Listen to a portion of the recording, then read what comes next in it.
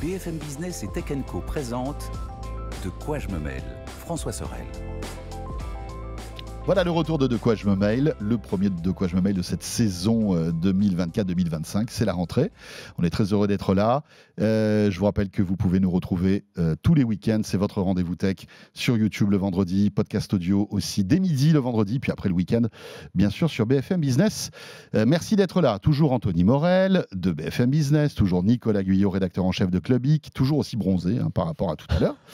Ça n'a pas bougé. Et là, on attaque notre deuxième partie avec un gros événement qui s'est déroulé cet été. Dans la torpeur de l'été, Google nous a annoncé ses nouveaux Pixel 9. Nico, et évidemment, tu as suivi ça de près. Voilà, tu t'es levé de ton transat. Voilà, je me suis déplacé jusqu'à mon ordinateur. Je me suis mis à l'ombre. Avec une petite margarita. Voilà, bien fraîche. Voilà, et des petites cacahuètes qui vont bien. Mais et on a assisté à la présentation de Google, donc qui a annoncé ses nouveaux smartphones. En fait, ils ont pris la place de Samsung qui a l'habitude d'utiliser ce créneau pour présenter leur téléphone pliable. Et donc, ils nous ont annoncé le Pixel 9. Pixel 9. On passe à maintenant 4 références. Ouais. Donc il y a 3 smartphones classiques et un 4e qui est pliable, qui s'appelle le Pixel 9 Pro Fold. Voilà. Donc parmi les pixels classiques, donc il y a le Pixel 9, c'est format habituel, 6,3 pouces, double capteur photo, ça commence à 899 €. Alors là aussi, petite augmentation depuis quelques années. La vie augmente, ma vieille dame. Voilà, il y en a un peu plus, je vous mets quand même. Là, c'est vrai que c'était des téléphones qui, à l'origine, étaient quand même plutôt bon marché. Enfin, bon marché. Pour du haut de gamme, en tout cas, ils se positionnaient de manière très agressive. Les premiers Pixels coûtaient rien du tout. C'était des trucs incroyables. Exactement. Mais je pense qu'à l'époque, Google subventionnait ça complètement, à mort. Pour essayer de lancer la marque. C'était la vitrine technologique pour Android. Et alors là, ce qui est assez étonnant, je fais une petite digression, mais en fait, c'est que d'habitude, il y a toujours lancement nouveau système avec les Pixels. Là, nous, on reste à Android 14. Parce qu'Android 15 n'est pas encore prêt. Android 15, ce sera pour le mois d'octobre. Il mijote encore. Voilà, il mijote encore. Je pense qu'ils l'ont repassé sur le piano. C'est ça. Il était encore un peu. L'assaisonnement n'était pas très bon. Voilà. Je l'ai repris. Donc le Pixel 9. La grosse nouveauté, c'est qu'il y a un nouveau venu entre le Pixel 9 Pro, le 9 et le Pixel 9 Pro XL. Ils ont créé un smartphone intermédiaire. Pour ceux qui ne sont pas trop fans des gros formats, des grands formats, donc avant c'était la Rolls des Pixels, c'était le Pixel Pro XL qui avait un grand écran, 6,8 pouces à peu près, des super capteurs. En fait, avant tu avais le 9 normal, enfin le Pixel normal, tu avais la version XL. Et ils ont créé un modèle intermédiaire qui a le format du petit, du modèle entrée de gamme, et toutes les caractéristiques techniques, notamment sur la partie appareil photo, du XL. Et c'est en fait ce qui est la force des pixels, au-delà du système sans surcouche, etc., c'est toute la partie photo. Là, on a affaire à des produits qui sont quand même fabuleux. Ils sont toujours très très bien classés dans les classements, aussi bien chez Clubic qu'à la concurrence ou chez DxOMark, qui est le spécialiste de la photo. DxOMark qui a sorti ces nouveaux classements, là, ils sont, je crois, deuxième meilleur appareil photo, devant un Huawei qui n'est pas sorti en France, qui a été réservé au marché chinois, et qui visiblement garde encore son leadership. Non, mais c'est vrai. Enfin, moi, j'avoue, Pixel, je les utilise depuis des années. Oui, c'est vrai que toi, tu es pro Pixel. C'est ce que j'utilise au quotidien, je pense, depuis le 3, depuis le Pixel 3. Alors après, j'ai changé un peu et tout, mais j'ai fait le 6, le 7, le 8. Donc, fait les Nexus. Les Nexus, merci de ne pas me vieillir. Oui, fabriqué par. Non, il y a eu même un Nexus. Le One, tu avais le One. Il y a eu un One et il y a eu un Samsung tout début. Premier Nexus, c'était un Samsung à l'époque où Samsung. Samsung faisait des trucs. Non, c'était pas mal, non, justement, c'était bien. L'écran était légèrement incurvé et tout. Mais c'est vrai qu'ils sont bien. Moi, j'attends à chaque fois, je me dis, est-ce que ça va être le moment pour le Pixel ? Là, l'année dernière, ça s'est plutôt bien passé. J'ai regardé rapidement les chiffres, mais pour les ventes de Pixel 8, les parts de marché ont commencé à vraiment être significatives. Alors, j'ai pas les chiffres pour la France, mais aux États-Unis, typiquement, ils sont entrés dans le club fermé de ceux qui font plus de 5% de parts de marché. Parce qu'en général, tu as Apple, évidemment, Samsung, les deux gros, et puis derrière, ça se gratte des quelques petits pourcentages. Donc, dès que tu dépasses les 5%, c'est quand même significatif. Il y a quelques années, ils étaient à moins d'1%. Au Japon, ils sont à plus de 10%. Donc, on voit quand même que l'innovation, évidemment, la pub, le marketing qu'a fait Google autour de cette technologie, ça commence à prendre et c'est en train de devenir une référence. Et même quand on discute autour de toi avec des gens qui sont un minimum technophiles quand même, mais qui ne sont pas forcément des connaisseurs, Pixel, ça y est, ça imprime. Il y a quelques années, c'est quoi Pixel? C'est quoi ça? C'est exactement ça. C'est quoi cette marque? Maintenant, ça veut dire quelque chose. Les gens, ils ont vu des pubs, machin, ils connaissent un petit peu, au moins de nom. Google est en train d'installer sa marque. Exactement. Et surtout, les gens voient les photos. Ouais. C'est ça qui est vachement impressionnant, parce qu'ils ont toujours été très très forts. Mais c'est vrai que globalement, tu prends ton appareil photo, tu es en vacances et tu montres la photo. Généralement, c'est toujours assez impressionnant, parce que déjà les écrans sont top, c'est des écrans OLED, etc. Et tout, et les capteurs sont fabuleux. Là, tu as 3 capteurs, tu as capteur 50, 48 et haute 48 avec un téléobjectif 5X. Tu fais des photos. Bien sûr. Et puis, parce qu'on n'en a pas parlé, mais c'est évident, tu as toute la partie IA embarquée, qui est un peu gadget, mais le gadget, mine de rien, ça marque les esprits. Et quand je te disais, auprès de personnes qui sont pas forcément hyper connaisseuses, moi j'ai eu l'exemple où j'ai eu un repas de famille. Et je leur ai fait, je sais plus, on parlait de téléphone, je sais plus qui me demandait, mais alors qu'est-ce que je devrais prendre et tout. Et je montre, tu sais, je prends une photo et puis je vire la personne de l'image, tu sais, en mode Staline un peu, avec la gomme magique. Et là, les gens, ils disent, oh, incroyable. Alors pour nous, c'est hyper basique parce que ça fait des mois et des mois qu'on en parle et c'est devenu. Mais il y a plein de gens, en fait, tu as cet effet waouh. Et du coup, la prochaine fois qu'il va acheter son téléphone, il dit, mais attends, le téléphone que j'ai vu, là, Anthony, il m'a montré, mais attends, je pouvais effacer des gens et tout. Et en fait, c'est le truc, c'est que voilà, c'est un truc qui te pousse à l'achat, mine de rien. Ils ont compris, c'est un peu comme Apple gadget, avec les usages. Pour la photo, ils sont à fond sur les usages. 3 nouvelles fonctions, m'ajouter. Vous prenez une photo, je vous prends en photo, je cadre avec la fonction, etc. Je peux m'incruster ensuite dans la photo. Même si tu veux pas. Non, parce qu'en fait, j'aurais besoin de toi quand même pour que tu prennes une photo avec moi au milieu. Et après, mais voilà, mais il va te mettre les comment ça s'appelle, les ombres, etc. Tu n'auras plus qu'à viser. Pif paf pouf. Et voilà. Et ça, c'est génial. Le résultat est bluffant. Et le résultat fonctionne très très bien. C'est vrai que ça a l'air bluffant. Ouais. Mais c'est une bonne idée, je trouve. Ouais, parce que c'est vrai que quand tu es 3 et que tu vas être à 3 sur une photo, sur la photo, il y a toujours le débile qui est là en train de prendre la photo. bien sûr. Ou alors tu fais un selfie, mais c'est moins bien. Oui, mais c'est pareil. Pour moi, c'est des usages, comme je disais, c'est un peu gadget. C'est-à-dire que, est-ce que tu vas vraiment te servir de cette fonctionnalité-là? Je trouve que ça, c'est moins gadget que certains trucs. Tu vois. Ouais, mais tu truques la photo. Si tu veux du gadget, ils en ont proposé aussi. Ils ont la fonction réinventer où globalement je te photographie et derrière je peux changer n'importe quel fond. Ouais. Sincèrement, c'est rigolo 2 minutes. T'avais le truc avec les selfies aussi, là où tu te mets. Et alors, par contre, il y a aussi le remplissage génératif qui est pas mal. Ouais. Et ça, tu as une photo, tu peux créer de la matière autour. En fait, voilà, c'est un peu ce que fait Adobe aujourd'hui, etc. Mais tu crées quoi, un décor derrière, c'est ça? Non, mais c'est-à-dire qu'en fait, tu as ta photo, tu la recadres.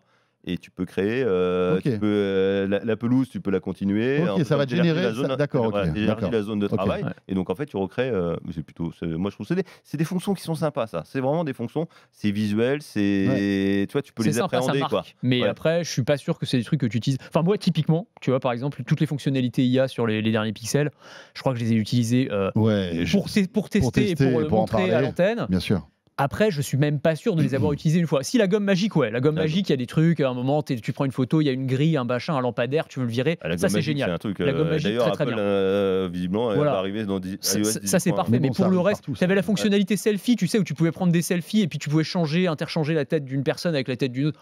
Ouais, enfin, je veux dire, personne fait ça. Non, personne fait ça. Donc, mais ça, encore une fois, ça marque les esprits, ça intègre, l'image de la marque en tout cas fait son petit bonhomme de chemin chez les consommateurs et on voit que ça commence à fonctionner. Après, il y a tout ce qui est IA générative avec Gemini et là on va plus loin, c'est-à-dire que là on rentre vraiment dans le dur de l'IA générative, on sort de la photo et des algos photo et on arrive à avoir des résumés de mails, toutes ces fonctionnalités et ça c'est intéressant.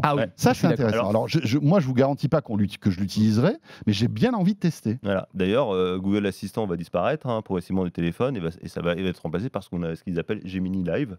Donc c'est une fonction que tu peux activer. Tu es dans Gmail, tu as besoin d'un résumé ou d'une correction de texte, clac, tu appuies sur le bouton. Tu veux savoir s'il y a un restaurant dans le coin, etc. Tu cliques sur le bouton, il peut aller chercher dans les conversations, te résumer les conversations, te sortir des trucs, etc. Ça, c'est vachement bien. Le contexte est intéressant. Voilà. Alors, ça, c'est bien parce qu'en fait, justement, il trouve le contexte, et on en a déjà parlé dans 2 émissions. Le problème de l'IA aujourd'hui, c'est le contexte. C'est-à-dire qu'en fait, Ouais, l'IA ouais. ne comprend pas ce qu'elle fait, elle est nulle, et puis ça sert juste à effectivement dessiner des chatons sur le téléphone ou voilà, faire des petits textes rapidos, mais sans plus. Non, on se Euh, retrouve tous, c'est vrai. Typiquement, je sais pas, moi, on doit tous aller dans un resto. On se dit, bah, allez, qui c'est qui réserve? Bah, alors, par exemple, c'est toi qui réserve. Bah, tu nous donnes l'adresse. Bah, l'adresse, vous êtes obligé de la copier-coller. Vous êtes obligé de la envoyer à chacun. Alors, sauf si vous avez un groupe WhatsApp et tout. Mais si demain, on arrive à avoir un truc où tu lui dis, il comprend tout de suite que dans le contexte de ta conversation, il faut que tu envoies l'adresse du resto à tout le monde. Enfin, des trucs simples, en fait. Mais ça, c'est vraiment des gains de temps, des gains de productivité. Ouais, Là, c'est pour moi, il y a une vraie hyper utilité. pratique. Ouais, je C'est suis hyper d'accord. pratique. Ah, Et je suis d'accord. aujourd'hui, bah, ça n'existe pas. Ouais. Et ça va être cool. Si C'est-à-dire- ça arrive, ça peut être cool. Alors, par contre, il y a un truc, c'est que tout ça, c'est payant.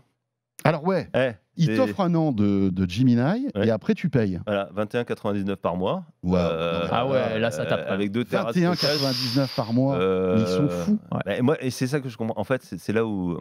Moi, c'est là où j'ai un souci, en fait. C'est que je me suis toujours dit, bon, Google, en fait, leur grande force, c'est toi le produit. Donc, en Bien fait, sûr. Et c'est gratuit. c'est gratuit, etc. Donc, ça t'acceptes plein de choses. T'acceptes plein de choses.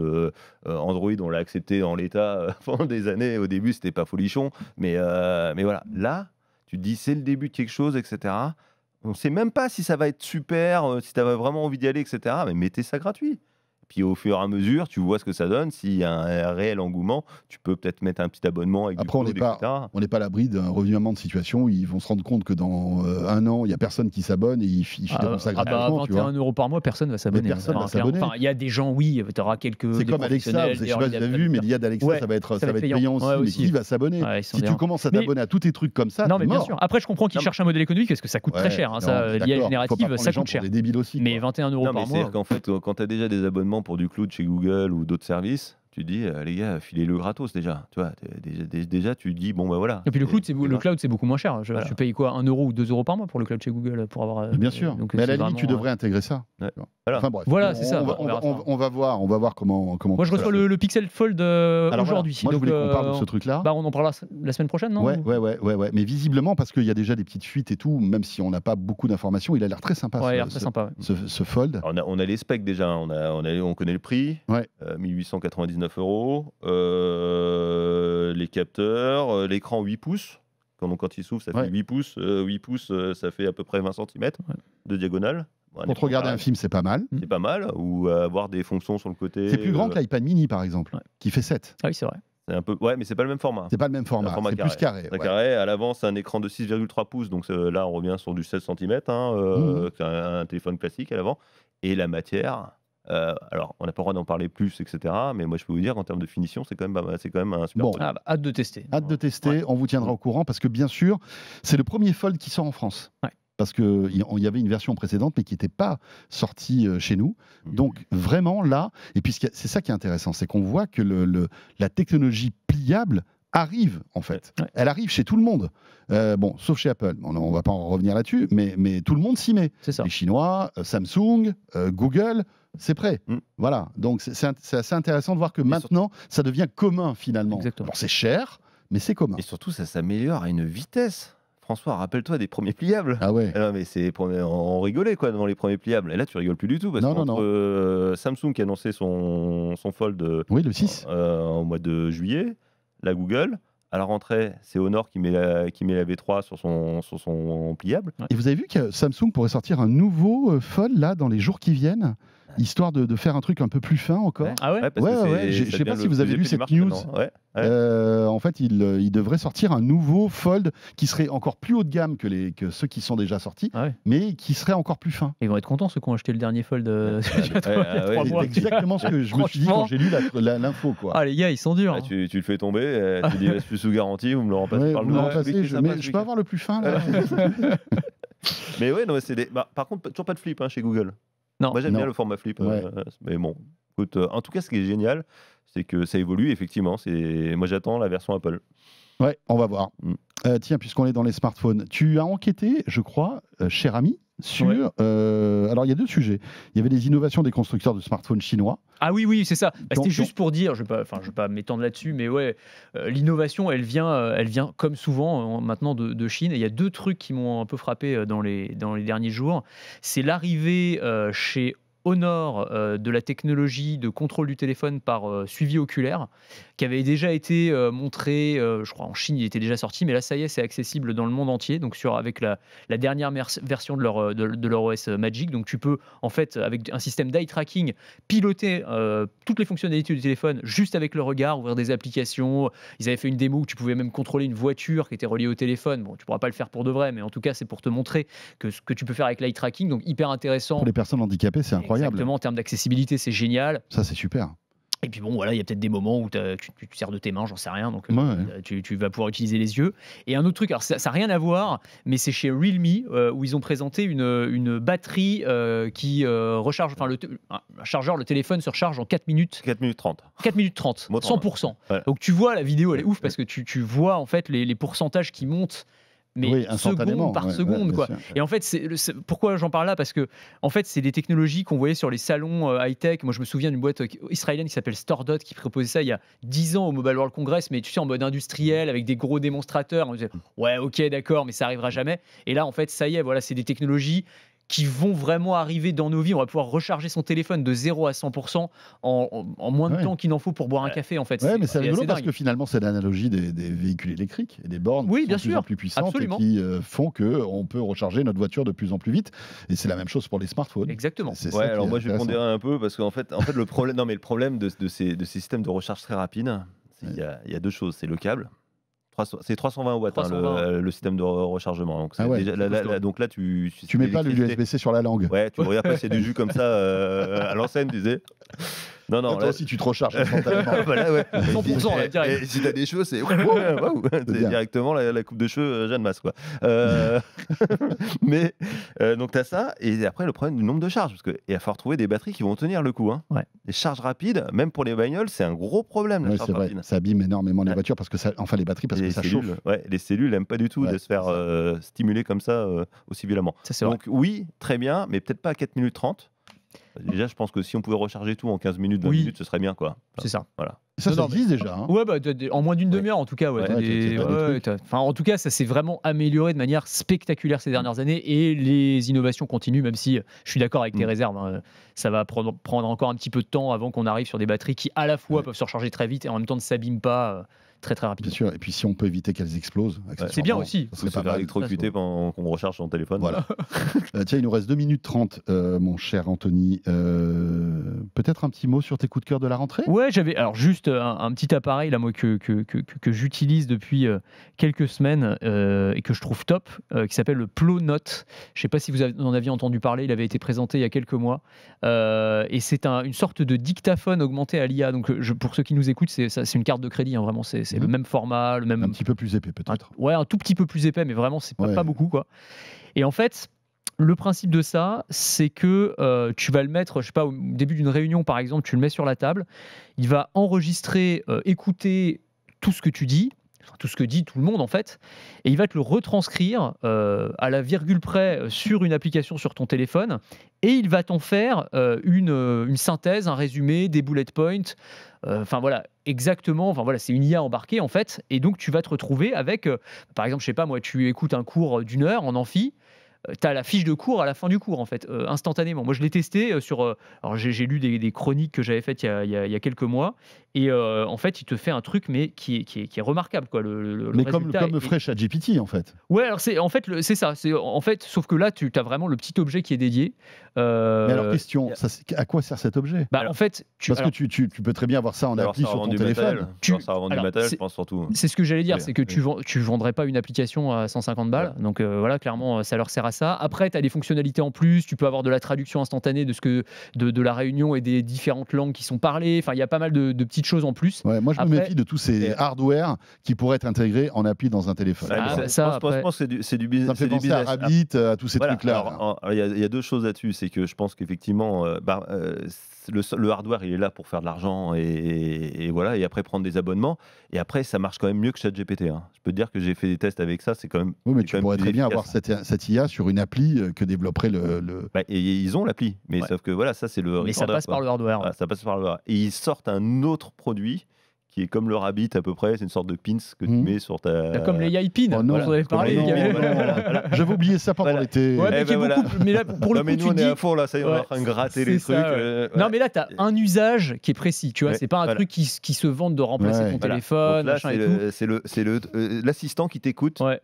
qui écoute Non-stop. tout ce qui se passe Ouais. toute la journée. Et c'est Dans ça. ton Il te fait un environnement, résumé à la fin Il de te la fait un journée. résumé, etc. Waouh, où il ça, c'est archive cool. tout, etc. et tout. Pour la vie privée, c'est Ah, génial, j'adore. C'est hyper intrusif, j'adore moi aussi. Je pense qu'il y a des usages, Mais je franchement, pense- ouais, en je pense réunion, en On rigole, mais cours, ça peut être cool. pour des avocats, pour des médecins. Ouais. Tu vois, il y a des cas où Non, ça mais peut bien avoir sûr. du sens. Bien Mais sûr, après, bien je suis d'accord Non, avec mais vous t'as sur passé le un coup de côté. fil dans la journée, tu sais plus trop ce qui s'était dit ou quoi, parce que voilà, Ouais, ou bah, sinon. tu peux récupérer le truc. Ouais, dans un régime totalitaire, tu peux en mettre à tout le monde aussi, c'est sympa. Quoi. Bien Tout le monde sûr, son petit pins. Ouais, tout le monde a son On petit te le pins. greffe en plus la nuit, comme ça tu sais même pas que tu l'as. Voilà. C'est ça. C'est top.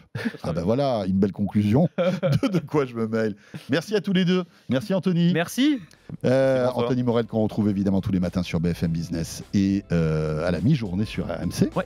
Merci Nicolas. Merci François, merci Anthony. Bonne journée. Et Nicolas Guyot que vous pouvez lire dans Clubic, bien sûr, clubic.com. Les gars, je vous dis merci, mais vous restez là. Hein. Ah bah, j'en bouge pas. Vous savez qu'il y a le petit module bonus qui Bien sûr. arrive. Bien sûr. Exclusivement réservé à tous ceux qui nous écoutent. Le podcast audio de quoi je me mêle, c'est chaque semaine quelques minutes supplémentaires. Et on va parler, là c'est pour vous donner l'envie de télécharger le petit bout supplémentaire. On va parler d'un certain Xavier Niel. Voilà, je vous dis rien d'autre. Merci en tous les cas de nous avoir suivis et à très vite. On se retrouve la semaine prochaine. De quoi je me mêle sur BFM Business et Tech & Co.